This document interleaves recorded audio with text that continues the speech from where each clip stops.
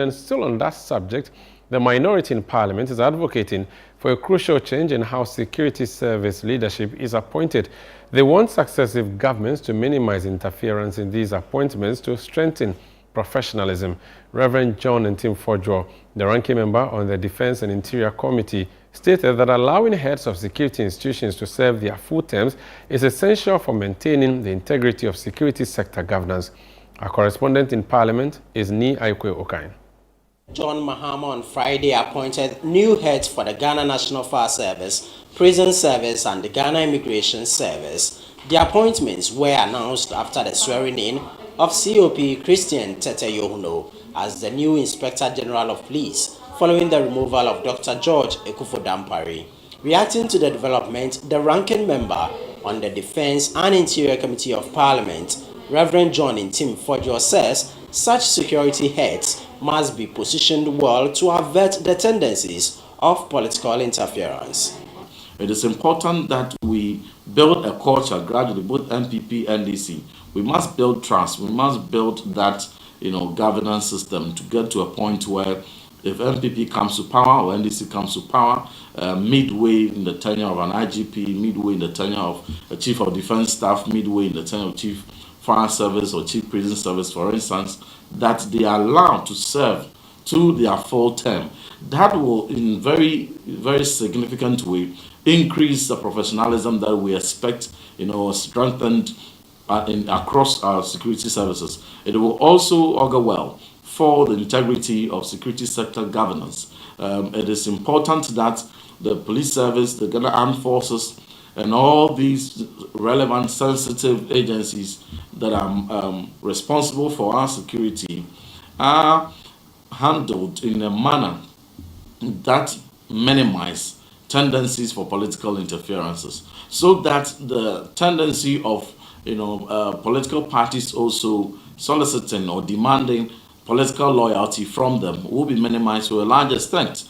The Member of Parliament for Medina, Francis Xavier Sosu, in an interaction with ChannelOne News, announced the introduction of a private member's bill to restrict the appointment of public sector workers pending the swearing-in of a new government.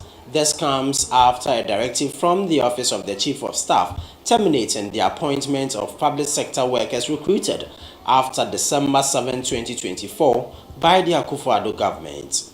By the 7th of January 2028, all the way to the 7th of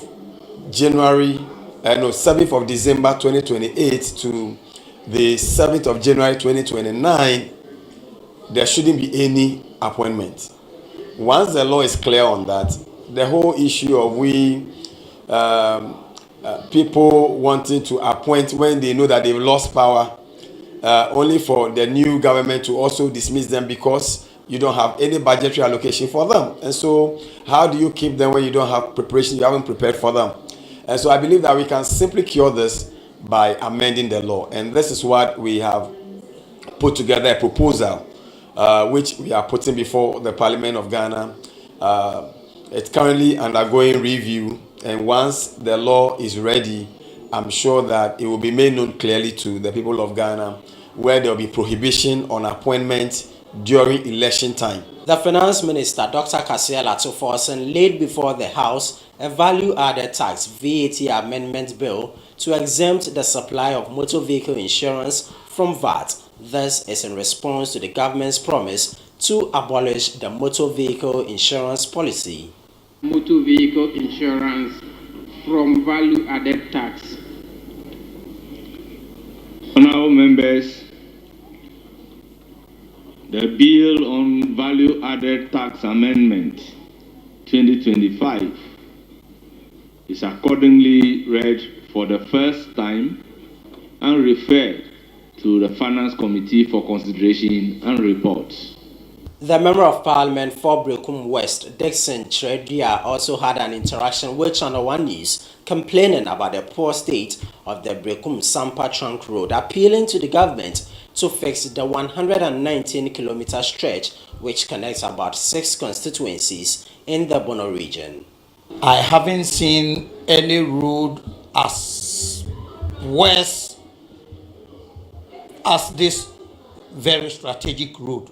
And as I indicated in the House, this is of immense socioeconomic importance to Ghana because it connects 6 major constituencies: Sunyani East, Sunyani West, Berekum East, Berekum West, German South, German North, and connects to Cote d'Ivoire. It's a strategic 119-kilometer road, which under President Mahama in 2015-2016 started rehabilitation on the road.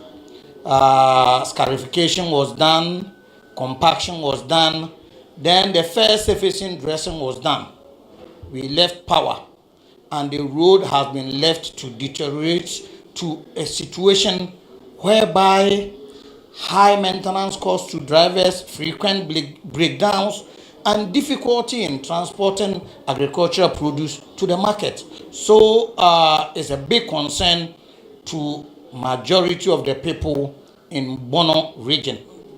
Most importantly at the moment, dust suppression is key because of frequency of accidents occurring as a result of huge dust you see on the road. Day in, day out, we record accidents, some with fatalities, and we're looking to end this situation. Members of Parliament are expected to partake in a post-budget workshop on Saturday, March 15, 2025, ahead of a debate on the 2025 budget on Tuesday.